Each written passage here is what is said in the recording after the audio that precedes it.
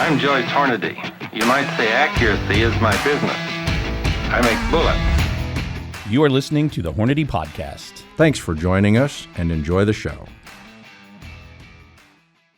Hello, everybody. Thanks for tuning into the Hornady Podcast. I'm your host, Seth Swerzik. Today, across the table, Assistant Director of Engineering, Joe Thielen, and to my right, Marketing Director, Neil Davies. Guys, thanks for coming on the show. Yeah, thanks again. Good to be here. Now, we're just going to jump right into it because, you know, we've done a whole series of podcasts about ballistic study, and in there we sprinkled in some hunting topics because you get right just south of September and a switch gets flipped internally, and it's all we focus on, and it's all we're talking about, and it's big game hunting and western hunting and eastern hunting and whitetails and mule deer and elk, and it's pandemonium. Well, now we're on the backside of that. We're in the winter of our hunting season, and it's January, but that doesn't mean the hunting stops. And in fact, this is actually some people's favorite time of year because the coyotes, the bobcats, the predators, the varmints. This is a fun time of year to hunt, especially if you're into coyote hunting. When it gets cold, you get snow on the ground. And we haven't done a deep dive for a while. So with you guys here, let's dive right into the VMAX bullet, or the Varmint Maximum bullet, as it was eloquently called early on in its day. Walk us through, guys, some of the early things that you remember. Now, this bullet actually predates both of your tenure here at Hornady. Yeah, I was a college kid back in those days. Joe, what was you doing? Joe, you were in elementary school. I was shooting VMAXs when I was in high school, actually, when they came out in Wyoming at Prairie Dogs and Coyotes. Yeah, well, let's talk about those early days and what you guys remember about that. So my first experience with the VMAX was out of a 22-250 shooting the 55 grain, which was like the first one they built on when I got here. So you got to back up and then fast forward. They built it on press A2. It's this gray press they had out there. And it was like, man, I used to shoot those bullets, the first ones that come off that press. So I learned that later in life. But yeah, I started shooting them, reloading them in a 22-250 in Wyoming for prairie dogs and coyotes and foxes. And at the speed of sound or the speed of light? In between. It's like 3,600 feet, whatever, 35, 30, you know, the normal is 26-inch barrel, so it zipped them out there. Wow. Yeah, I still remember when they came out. I mean, it fast became the varmint hunting bullet. You know, I mean, before that, Hornady had the SX, the super explosive, and that was kind of the premise. The premise was to have a bullet that wasn't going to ricochet. You know, that's the SX was the basis for it.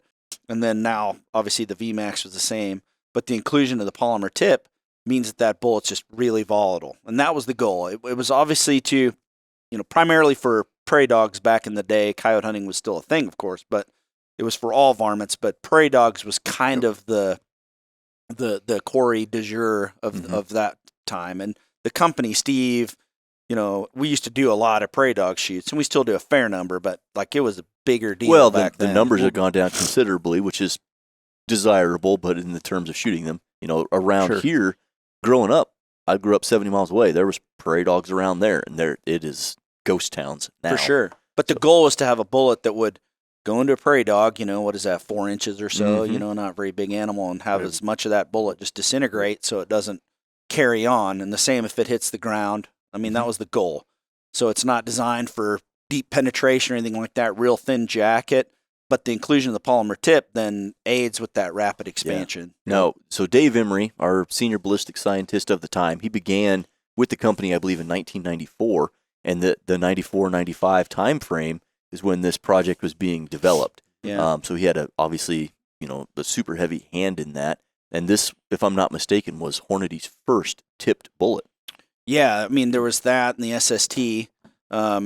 You know, our friends in Bend, Oregon had come out with their tip bullet at the same kind of time frame. Late 80s is when like the Nosler ballistic tip came out. So then this was our foray into it. And I mean, Jason Hornady has some good comments on it because he had a lot. You know, he was around back then. I think he was probably selling stuff at that point in time, and he knew it was going to be a big hit.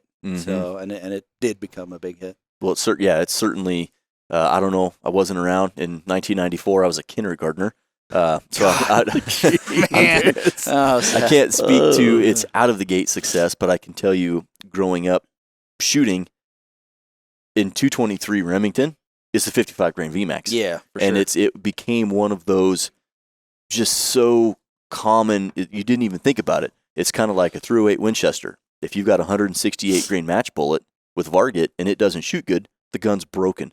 Just like the Creedmoor, the 140 ELD match. Well, that 223 with the 55 grain VMAX became that standard. Where if that load doesn't work, there's something wrong with it, because that bullet has taken more prairie dogs, more coyotes. It's probably the number one match bullet. I don't have any numbers to support this, but it is probably the number one match bullet. Yeah, or not match bullet, excuse me. Varmint. Varmint. Yeah. Obviously we don't know what everybody else is selling, but Right. I would have to agree with you. It's the dominant varmint projectile that's out there. Yeah. So let's talk a little bit about the design. We've got Joe here. He went through probably every area of engineering that we have over your tenure here. From a design standpoint, what does the jacket look like, and the tip, and how does that all form up together, and what are we looking like for the terminal performance? Yeah, so basically, it's a thin, jacketed, tipped projectile designed for accuracy and volatile terminal performance, which we touched on earlier. So there's no interlock in it. It's made from a thin cup, and then the tip is inserted in there with a cavity below the tip. All those things that make all the VMAXs very volatile when they impact. So they normally nothing there to there's nothing limit expansion, control expansion. It's again for rapid fragmentation. Yep, and then built for speed. Amp jackets. Yeah, let's talk about the amp jacket, absolutely. because that's something that we advertise, but not everybody quite understands that process. And it's not necessarily a product as much as it is a process. So, Joe, that's exactly what it the is. The VMAX bullets, let's talk about the accuracy and then those amp jackets and how those two play together. Sure. So we'll touch on the accuracy of the VMAX is, obviously, as people know, world-renowned. It's stellar. I mean, we shoot groups in the tunnel downstairs at 100 yards out of 223s, 2250s, triple deuces, the stuff that you would normally shoot them out of, 243, that are routinely in the 2s and 3s. Yeah. So we're talking 0.2, 0.3, and that's 5 shots, a couple of 5-shot groups at 100 yards. So they routinely shoot what we would call just single hole, one hole. Yeah. So what makes that possible, a big part of it is the amp jacket. We just call it amp for advanced manufacturing process. But what that is when you're building a cup and core bullet and you're drawing the jacket from the cup. So you're taking a cereal bowl and turning it into a cup, a taller, glass, if you will, tube. How you turn the cup from the cup into the tube, the steps you use to get there matter. And for lack of a better term, that's the definition of amp jackets, how you get there. It's our 7 herbs and spices. It's our Coca-Cola syrup recipe. How we do that is kind of proprietary to us, but it matters in the tooling. It matters in the process itself. There's some other secretive things that take place there, and that's what gives us a bullet with virtually zero run out. So, I mean, that's the foundation for all accuracy right there, is a bullet that, because, I mean, if people have listened to many of our podcasts, they probably figured it out by now. But, if you have a non-concentric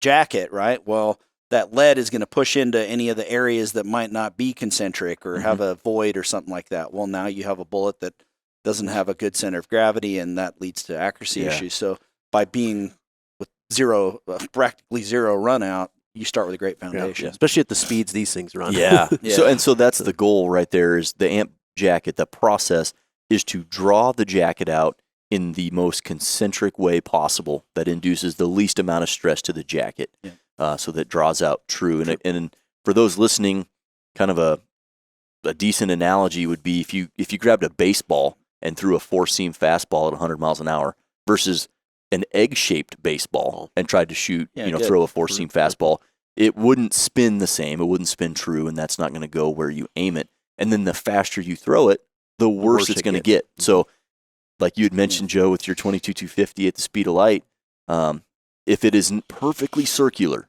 starting with the jacket, it will never shoot accuracy. And I think shoot accurately. Excuse me. In my experience with them professionally and completely recreationally, these are as accurate as any match bullet I've ever shot. Oh, certainly. Oh, yeah. Absolutely. Yeah. So with no way to control the expansion, we don't recommend them for really anything else but punching paper or punching varmints. Yeah. And one thing we didn't touch on, Neil alluded to it early on when he's like, the goal was to upset the bullet as much as possible in a 4-inch prairie dog.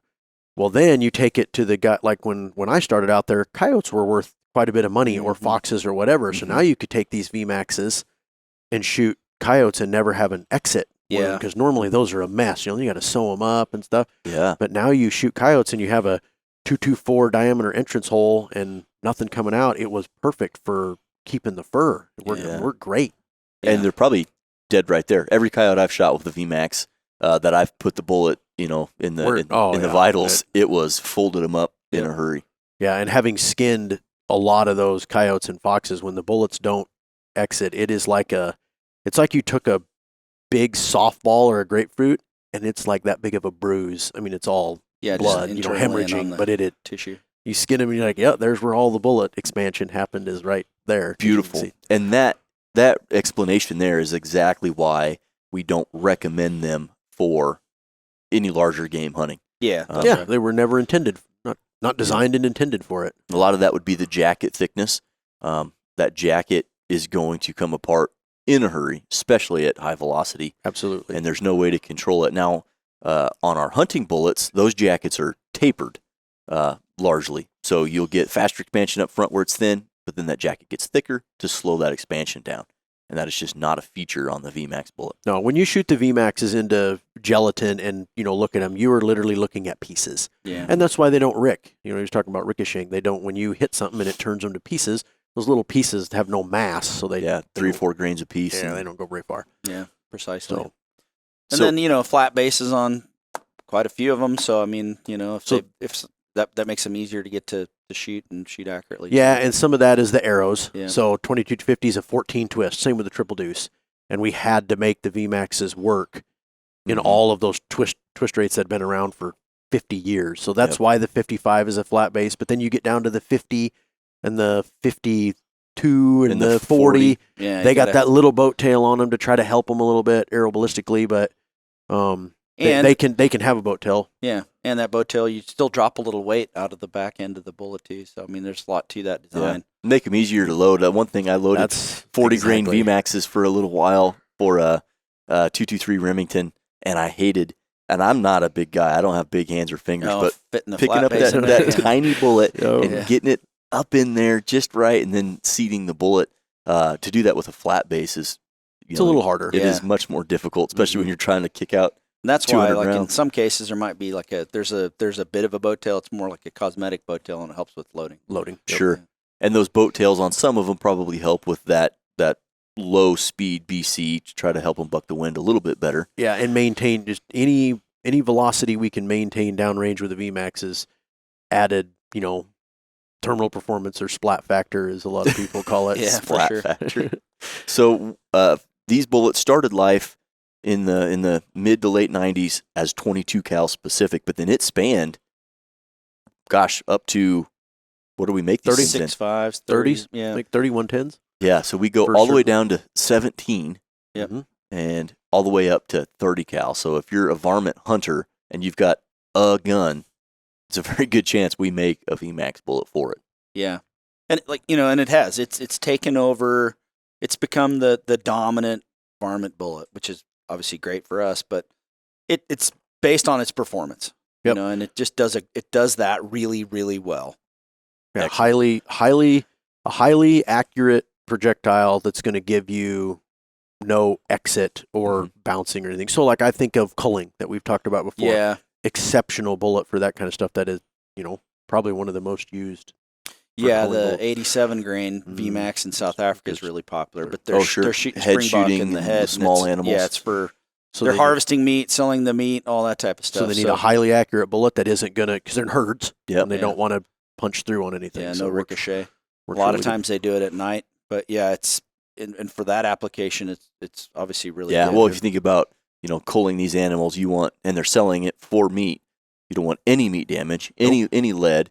So if it's meant to just unleash all of its energy within 4 inches of penetration, you put one in the ear of an animal like that. Yeah, and like internationally, it's definitely used for some of those purposes. We just don't we don't promote it for that application because Well, it's not really larger, common here in America. No, and larger animals, you know, you need to have penetration. Penetration Absolutely. is key. Expansion, all that fantastic, but man, you need penetration, and you're not going to get that with the VMAX.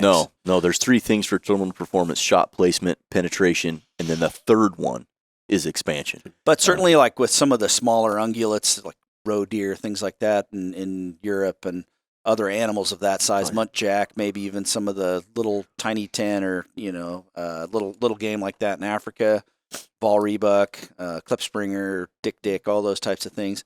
Sure, VMAX would be fine. Put it right behind the shoulder, but they're stay weighing- away from the shoulder bone. Then you're gonna. And those animals you just mentioned are, in a lot of cases, smaller than a coyote. Yeah. Oh, so, absolutely. I mean, they are probably 6 inches, 7, 8 inches wide, I suppose. You know, so that would do it in there. But again, we just don't promote it for that application, particularly not in the States. All our animals are much bigger. Yeah, much bigger, and we're not selling wild game for consumption. So it's No, not and like those are we're- and like in South Africa, they're doing they're meat harvesting. They have to control the game populations on their farms, obviously, because a lot of them are active sheep farms and things like that, and the springbuck breed quite rapidly. But they're doing headshots. So we talked about the high-speed application of these bullets, where most of the varmint cartridges, the 22-250, the 204 Ruger, 243 Winchester, some of those, I mean, they're really hot rods. They're screaming out there, and they're blistering fast. Now, these bullets, what are we looking at from a velocity standpoint for an expansion? Because obviously they have to hold up to those super high velocities. What's the bottom end look like? So you can, anything above, that 2,400 feet per second, you're going to get violent expansion. They're going to expand. They'll do something below that 2,000-ish, but it won't be quite as violent. Dramatic. Yeah. Yeah.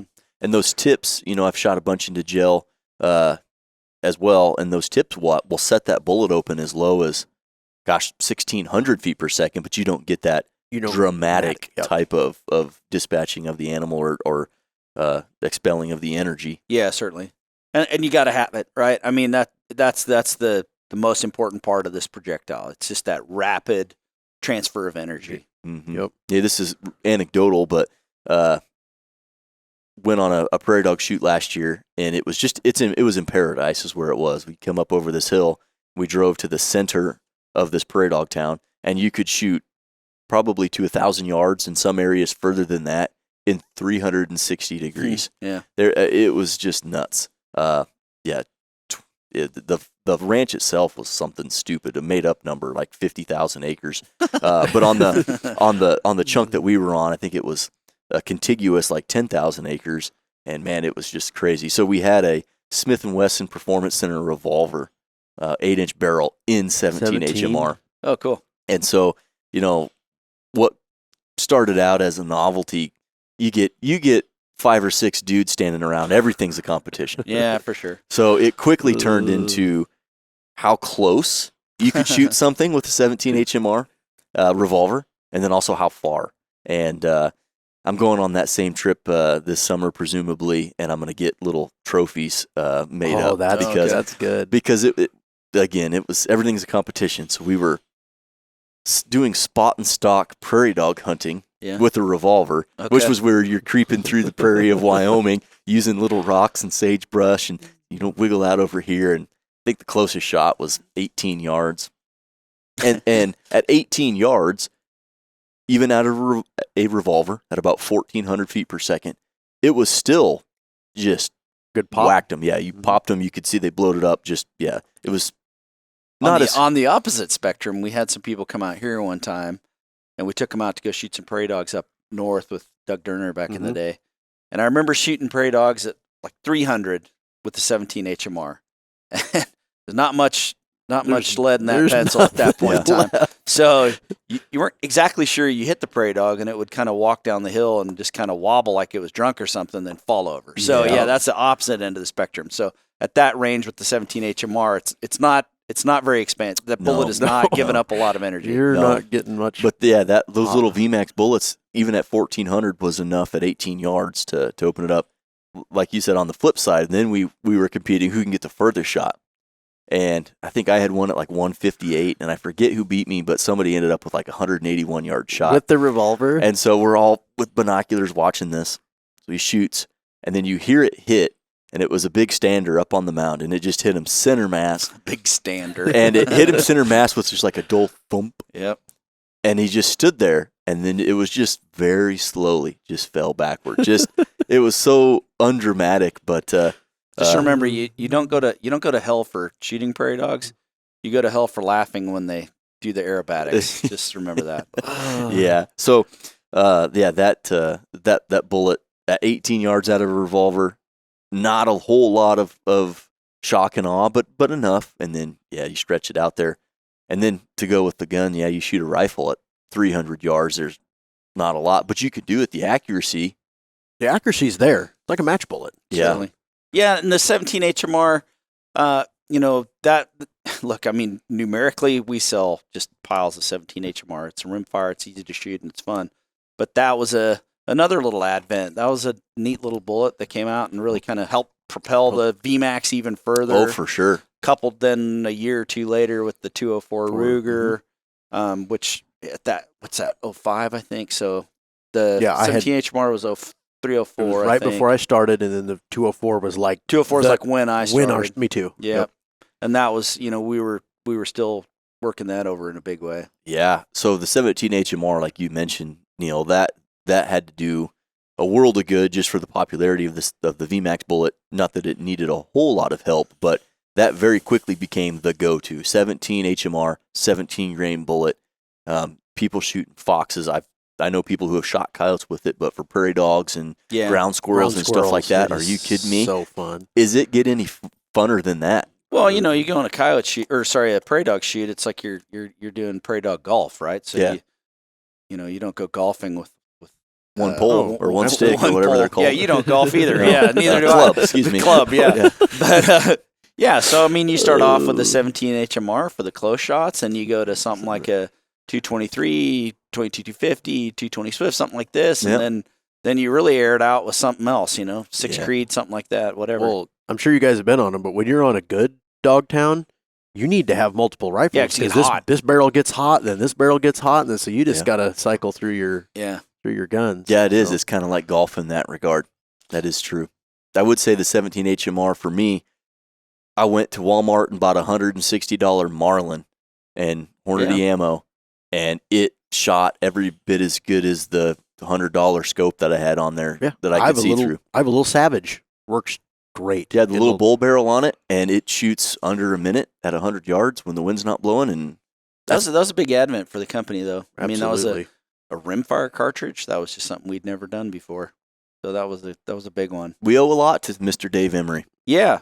Maybe we'll get him on this podcast one day. Yes, yeah. I just spoke to him on the phone. Before this. So, Dave, if you're listening, for our conversation, he's healing up now and completely retired now from his professional work. So he's doing some outdoor riding and going to do some traveling with his wife and a stop at Hornady to. And his son works for us. Yes, works for you, right, Joe? Yeah, Kurt. Mm-hmm. So yeah. He's got ties here still, and he will be in that chair eventually. And boy, is that how it's going to have to go? Yeah, we're going to rake him over the coals. Okay, yeah. We tried to get him remotely, and just not working out.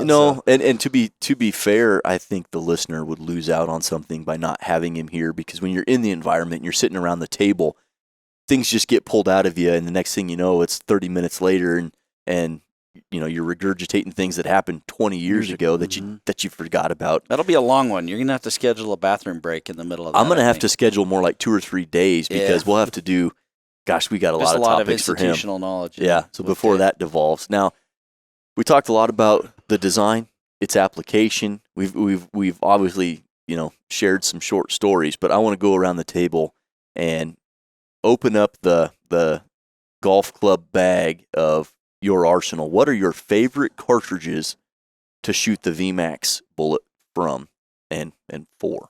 Oh boy. So obviously I have to pick a 22-250 because that's what I started with. I mean, I have a lot of memories shooting a lot of critters with a 55 VMAX out of 22-250, but that was, now, and sorry to jump in there, but man, that is and always has been and probably always will be the Coyote Hunter's cartridge. You know, I mean, it's just historically been, you know, it's what you had. You know, it's kind of a standard. Yeah. I think is what's people measure against a 22-250 with a 55. Mm-hmm. You know, does it kill as good as 22-250? Is it Flat. Is flat? You know, the trajectory and all those things.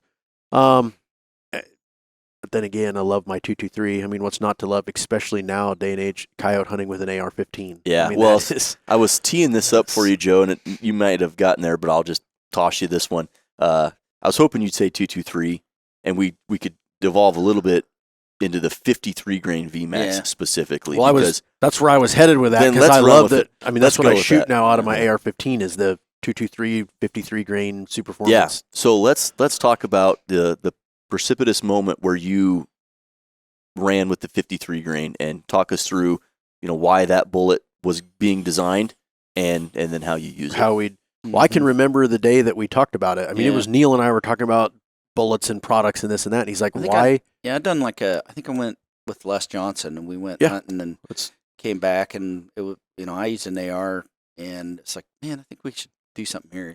You were like, what can we do to get a little more performance out of my AR for hunting coyotes with VMAC? And I'm like, man, the only thing you can't do anything to the ammo. The ammo was the ammo. We had the powder in the case and all that. So obviously we attacked the bullet like we normally do. Mm-hmm. And that's what spawned the 53. So you basically took a 223 chamber, the twist rate, everything, and you laid out a bullet that was the most aerodynamically efficient projectile you could get in a 223 at that 50 to 55 grains, because everybody knows, as you said earlier, it just works. Mm-hmm. And that's kind of the envelope that we use that to design. And then obviously we put the same jackets and the tips, all the stuff we talked about earlier. The construction is the same, but that's where it spawned. I don't remember what we were doing. We were in your office. Just like all good projects we've come up with around here. I mean, it all comes from somebody's interest in making something better for their own application, I guess. Absolutely. You were out hunting. You're like, how do we make this a little better? Yeah,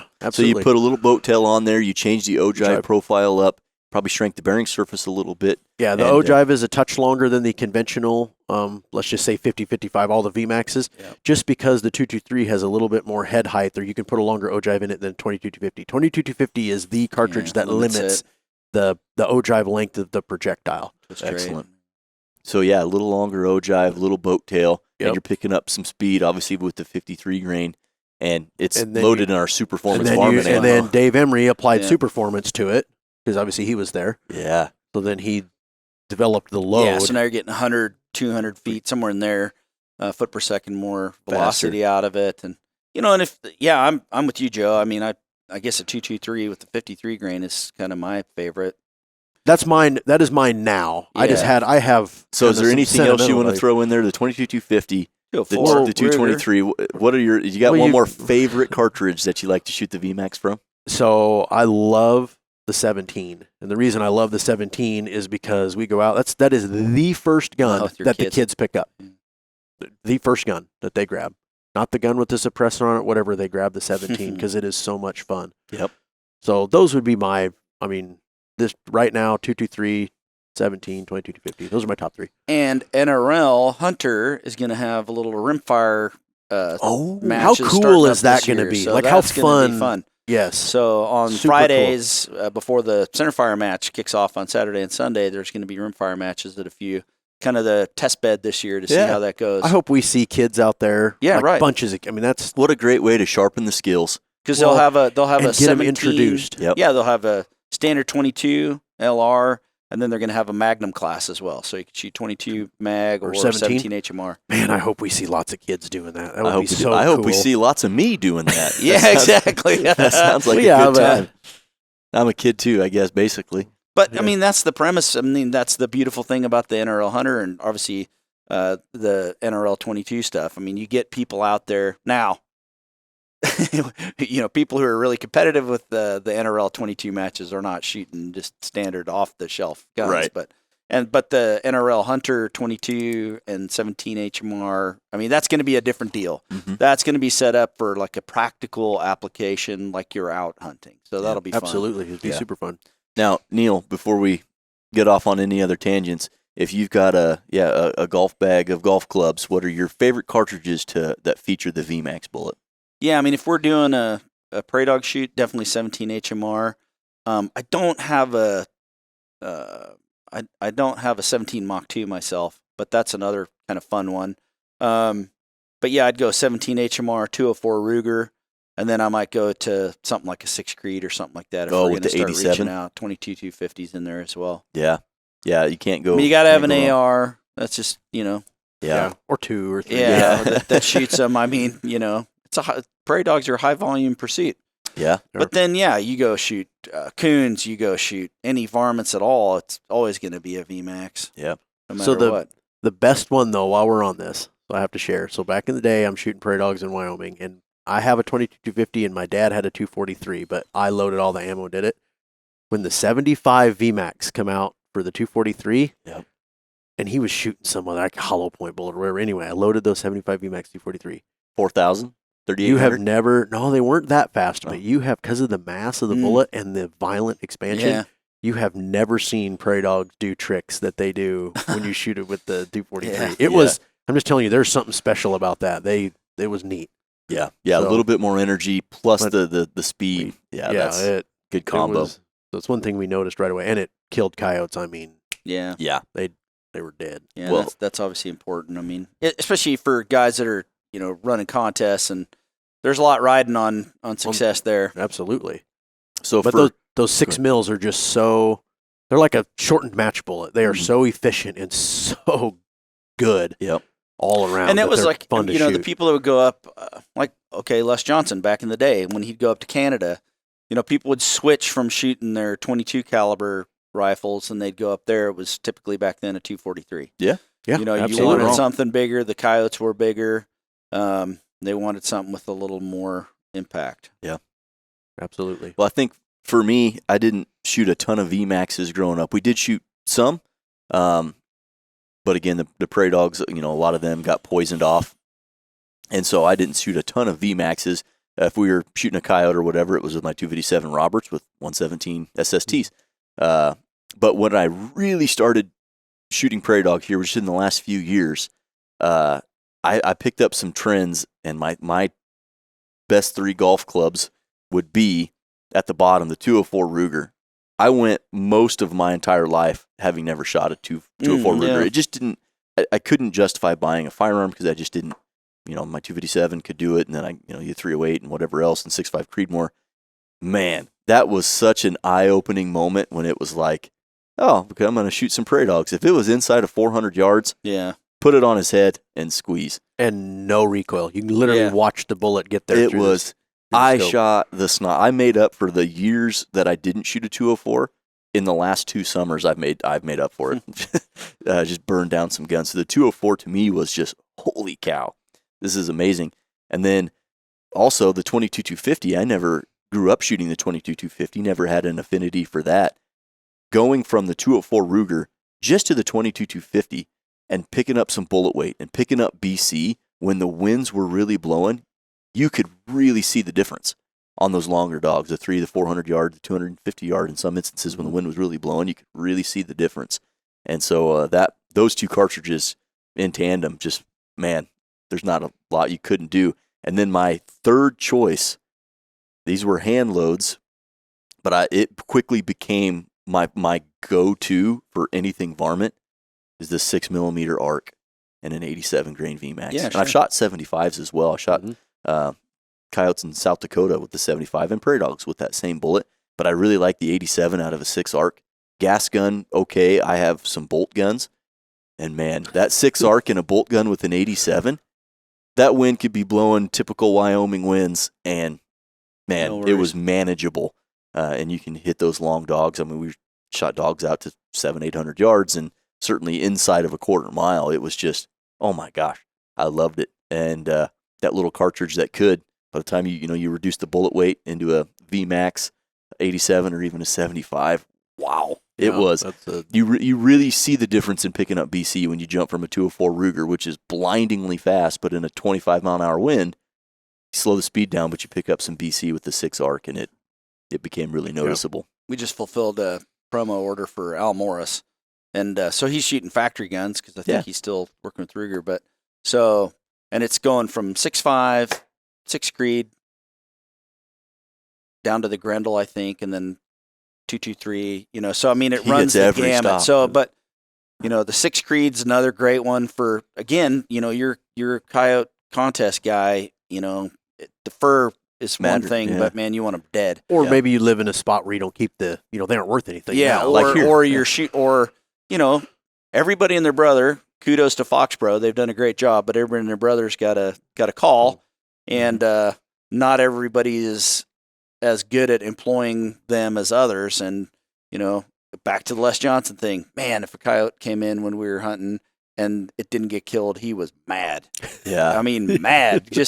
Not just at the situation. I mean, Yeah, educated that dog. yeah, that dog, he theorized will never come into a call ever again. At least not that sound, regardless. But so he wants him dead. Because you've got to get after it. But what I was getting at is that dogs have heard sounds and noises and might hang up and kind of do the little head, Yeah, they sit the down little head and look twerk, at you. left and Booger. right. I hate kinda the booger bark, man. They seeing sit what's on going on. So you might need to reach out there at this point in time. And then another good cartridge is still a Wildcat. Obviously, we make brass for it, but the 22 Creed. There's a lot of people running 22. Yes, Creeds. there is. That is, it's not an adopted cartridge by official standards, but there are a ton of shooters out there. Yeah, taking on the advantage. coyote side, it's obviously a it's- big deal. Yeah, well, that Creedmoor case has a lot of fuel tank, and when ran appropriately, you can put a good amount of fuel in there and run a bullet that bucks the wind and is just as flat as a pancake. Yeah, for you got a big trajectory. 80 grain. point and shoot. Yeah, Yep. I mean it's just a cruise missile at that point. Yes, it really is. And we've saw the brass really become into high demand just within the last couple of years. So much so that we could easily justify producing the brass. Yeah, for sure. And I built one of those here just as a while ago. I don't shoot it anymore. But man, it was superbly accurate. It was a fun cartridge. Yeah, Scott Shreve. You know Scott, Mhm. right? In Yeah. Wyoming. So Scott was good. he's a good dude, part of our crew. Anyway, Scott's a big 22 Creed guy as well, and he's shooting those Wyoming dogs up in the snow. And Yeah.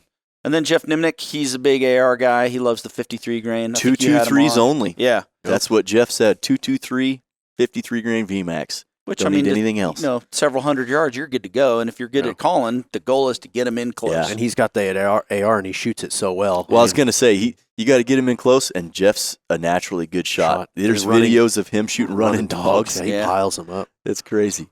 And to go into the coyote thing, I know we've mentioned coyotes quite a bit. We spent a lot of time talking about prairie dogs, but one thing that I know tickles my fancy, and yours as well, is how the coyote hunting world and the precision rifle world have really kind of met in the middle. Yeah. A lot of us that are in the precision rifle game use the same equipment and the same tactics for hunting coyotes. And, It's about being a rifleman. yeah, it I is. mean, that's my take on it. It's like, Absolutely. I mean, I went to high school out in western Nebraska, and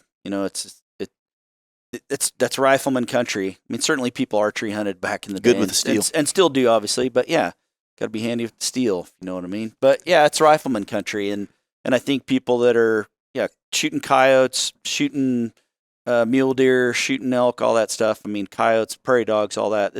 That's rifleman pursuits. Yep. Absolutely. I was going to say, one of our sponsored guys and good friends, Tate Streeter. Yeah. Tate, obviously, Impact Actions and world-class precision rifle And a competitor. world-class good guy. So if you're listening, Tate, Yeah, Yeah. and he really is a Good world-class gentleman, and he personifies that coyote hunter and precision rifleman. yeah. And he's shooting 6 Creedmoors, hand-loaded 87s, also at the speed of light, faster than the speed of light from the sounds of it. Yeah, probably. Anyways, and in these competitions, they're not in these competitions just for fun. There's money at stake, and in some instances, there's quite a bit of money. Yeah.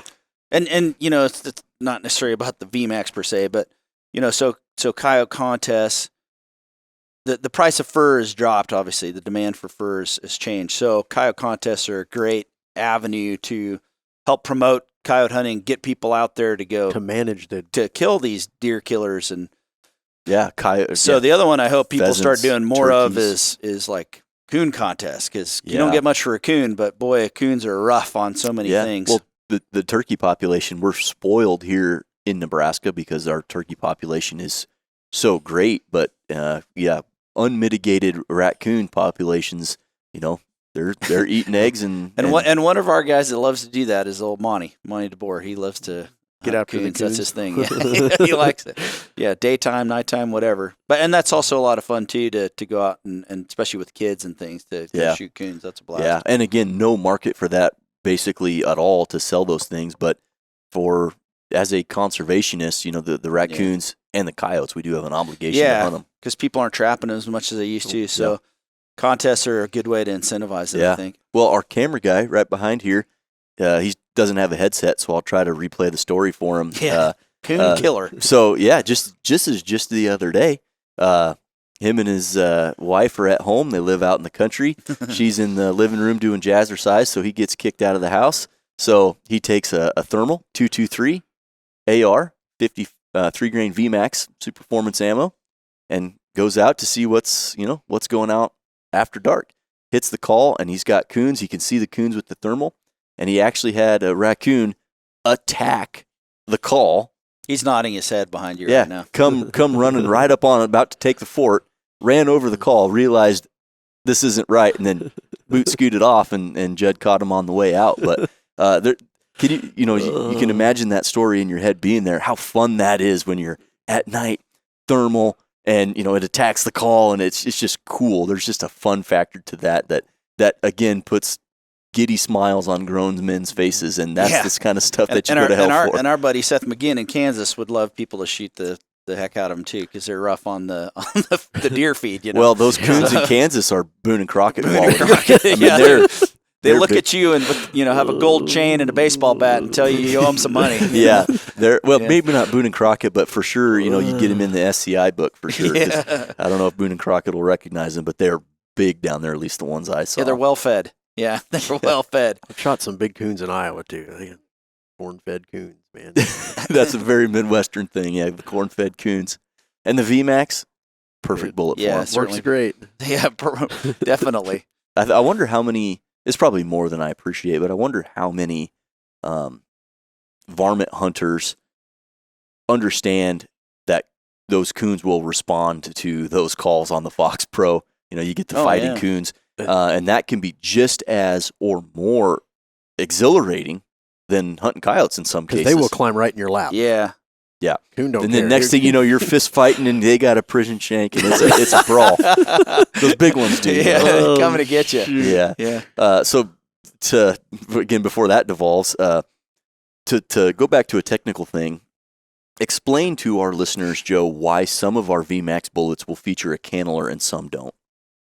Some of them are. So ARs are a good example. Crimp a little bit of the cartridge case in the canneler for magazine-fed, semi-automatic setback, gas impingement or piston. Explain that though, because some folks might not understand. I mean, it's if you just buy factory ammo. Yeah, so you can crimp the case mouth into the canneler and give some resistance, or you can't push the bullet back in there when it's fed out of the magazine. It hits the feed ramp. It jams into a feed ramp, and then so it's a reliability thing. Yeah. It's to hold the bullet in place. Hold the bullet in place. Yeah. So it doesn't move in the cartridge case. Function and reliability is why we put them on there. Got it. So that's why you'll see a 55 grain VMAX as a non-canneler and a cannelered option.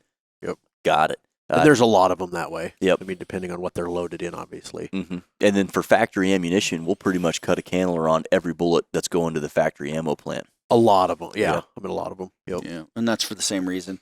Yeah, because it doesn't hurt anything. It doesn't. The bullet still shoots good, expands. It doesn't simply. If anything, they probably expand a little faster when it hits that canneler portion. It tears it apart. But yeah, and the canneler does, in some cases, it might weaken that thin jacket too. So that's part of it as well.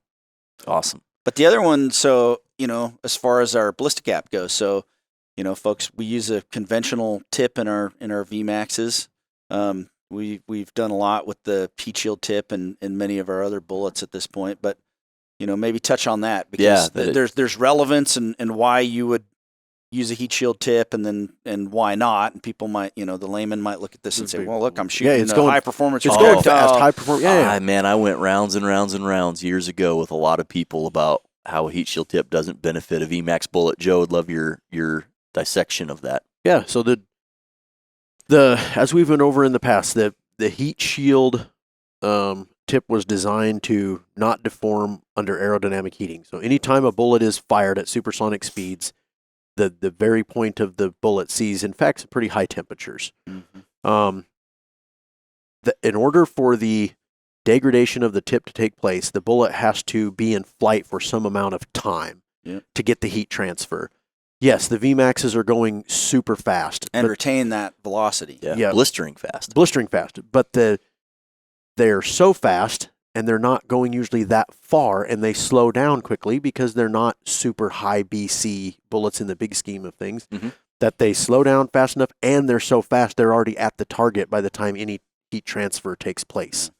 So there's the heat. We've shot them. We've made them. The heat shield tip doesn't benefit gain. them. It doesn't gain you anything. So that's why we use the conventional tips. And there's increased cost with the different tip Sure, technology. absolutely. So Yeah. I mean, if there that's was part of it, like in that cost has to go to the consumer, and VMAX bullets are shot I mean, in volume. I mean, it's just if there was a marked performance advantage, we'd be doing it. Absolutely. It's just we're all not- users of the it's- product. So. I mean, it's marginal at best. It's not. it's not. We The couldn't even juice isn't worth the squeeze. It's not, couldn't even hardly measure it. Yeah. So So that's a thing. Yeah. So, but in our app, we do have our BC calculator, our conventional BC calculator. So you can use that. You can use the ammo calculator, or pardon me, the ammo library if you want to as well. Sure. But then you can use the standard BC calculator if you want to use that as well. For But it's those not long in the Ford shots. offside. Right. Yep. And not necessarily applicable if you're going to be shooting something that far away. Yeah. Jump into a bullet jump that over. is in the Ford Yeah. off. exactly. Awesome. Is there anything else, guys, around the VMAX bullet that you want our listeners to know or hear about before we wrap this thing up? Accuracy standards are high. I mean, we hold them to very tight tolerances, and we test them extensively. I mean, that's a big one. Mm-hmm. I mean, they're not the.